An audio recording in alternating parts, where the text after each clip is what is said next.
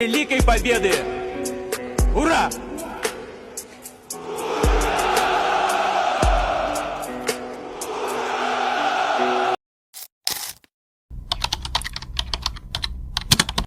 Di tengah bentangan luas Eurasia, berdiri sebuah negeri yang dikenal dengan kekuatan militernya, cadangan energinya, dan sejarah panjang perjuangannya, Rusia. Dan di balik perjalanan panjang negara itu selama lebih dari 2 dekade terakhir, satu nama selalu berada di puncak kekuasaan, Vladimir Vladimirovich Putin. Seorang mantan agen intelijen KGB yang berhasil membawa Rusia dari masa kelam pasca runtuhnya Uni Soviet, menuju status kekuatan dunia yang kembali disegani. Namun pertanyaannya, mengapa Putin bisa begitu kuat? Bagaimana ia mampu mempertahankan kekuasaannya selama lebih dari 20 tahun, di tengah perubahan global dan tekanan dari Barat? Untuk memahami kekuatan Putin, kita harus kembali ke masa lalu, ke tahun-tahun ketika Rusia hampir kehilangan segalanya.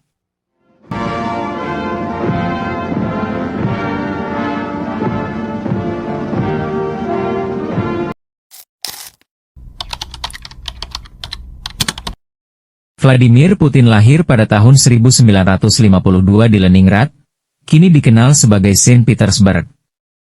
Masa kecilnya dilalui dalam lingkungan keras era pasca Perang Dunia Kedua, di mana disiplin dan ketangguhan adalah bagian dari kehidupan sehari-hari. Sejak muda, Putin terobsesi dengan intelijen. Ia bergabung dengan KGB, Badan Intelijen Uni Soviet, dan bertugas di Dresden, Jerman Timur, pada 1980-an. Pengalaman di sana membentuk karakter Putin, tertutup, analitis, dan selalu berpikir strategis. Ketika Uni Soviet runtuh pada tahun 1991, banyak pejabat lama kehilangan pengaruh. Tapi tidak dengan Putin. Ia kembali ke Rusia, bergabung dengan pemerintahan lokal di Saint Petersburg, hingga akhirnya menarik perhatian Boris Yeltsin, Presiden pertama Federasi Rusia. Pada 1999, Yeltsin menunjuk Putin sebagai Perdana Menteri. Tak lama kemudian, saat Yeltsin mengundurkan diri, Putin naik menjadi Presiden Rusia. Dan sejak saat itu, peta politik Rusia berubah selamanya.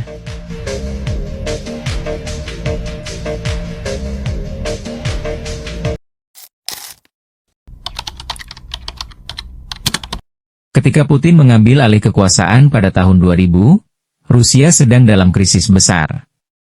Ekonomi hancur akibat liberalisasi ekonomi yang gagal di era 1990-an. Oligarki menguasai hampir seluruh sektor strategis. Militer lemah. Rakyat kehilangan kepercayaan terhadap pemerintah.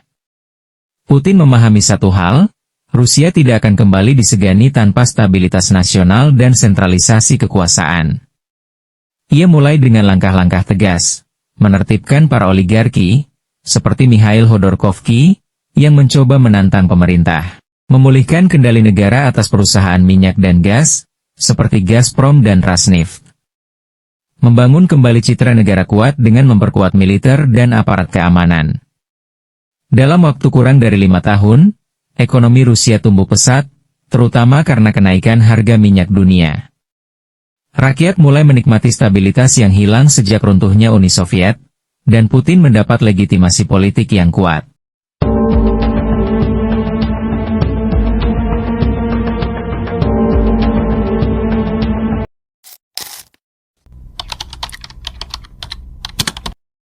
Putin paham bahwa untuk memimpin Rusia, ia harus memegang hati rakyat melalui nasionalisme. Ia membangkitkan kembali kebanggaan terhadap sejarah Rusia, kejayaan Uni Soviet dalam Perang Dunia Kedua, dan peran negara sebagai pelindung peradaban Slavia Timur. Media negara memainkan peran besar dalam membentuk citra Putin sebagai penyelamat Rusia. Ia digambarkan sebagai sosok maskulin, berani, dan tangguh, menunggang kuda, menyelam, atau berburu di alam liar Siberia. Citra ini bukan sekadar pencitraan, tapi bagian dari politik identitas Rusia modern. Putin menanamkan pandangan bahwa hanya kepemimpinan yang kuat yang bisa melindungi Rusia dari ancaman luar, terutama dari Barat dan NATO. Pandangan ini menjadikannya bukan sekadar presiden, tapi simbol kebangkitan nasional. За победу! Ура!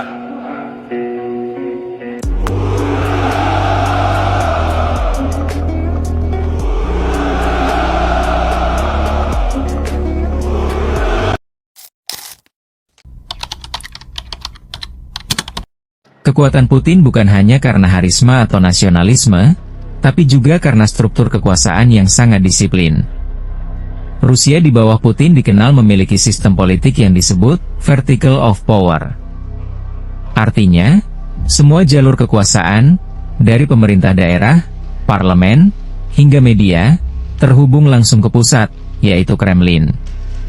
Putin juga membentuk Partai Rusia Bersatu, United Russia, yang mendominasi hampir seluruh lembaga pemerintahan.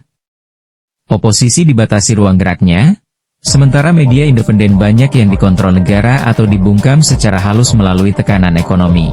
Meski mendapat kritik internasional, langkah ini membuat Putin meminimalkan ancaman politik internal dan menjaga stabilitas.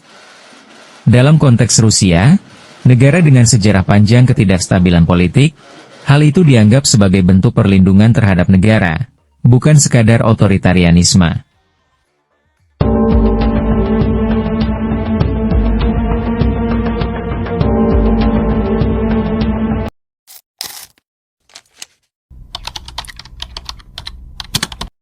Salah satu sumber kekuatan utama Putin adalah energi.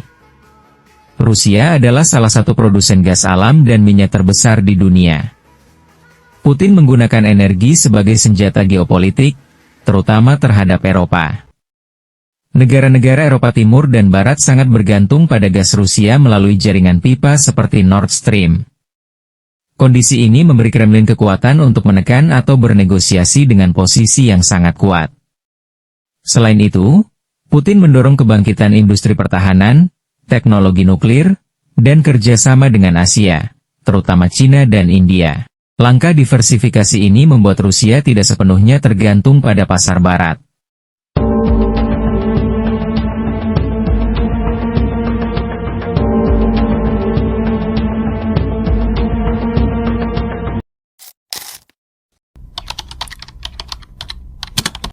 Vladimir Putin bukan sekadar presiden. Ia adalah produk sejarah Rusia, bangsa yang menghargai kekuatan, stabilitas, dan kepemimpinan yang tegas. Dari reruntuhan Uni Soviet, ia membangun kembali rasa percaya diri nasional, memperkuat militer, dan mengembalikan Rusia ke panggung global. Kekuatan Putin berasal dari perpaduan antara strategi politik, kendali sumber daya, citra nasionalisme, dan dukungan rakyat yang menginginkan stabilitas. Apakah ia akan dikenang sebagai pahlawan atau tiran? Sejarah yang akan menjawab. Namun satu hal pasti, tanpa memahami Putin, kita tidak akan pernah benar-benar memahami Rusia modern. Нет в мире ничего сильнее нашей любви к родине. За Россию, за наши доблестные вооруженные силы, за победу! Ура!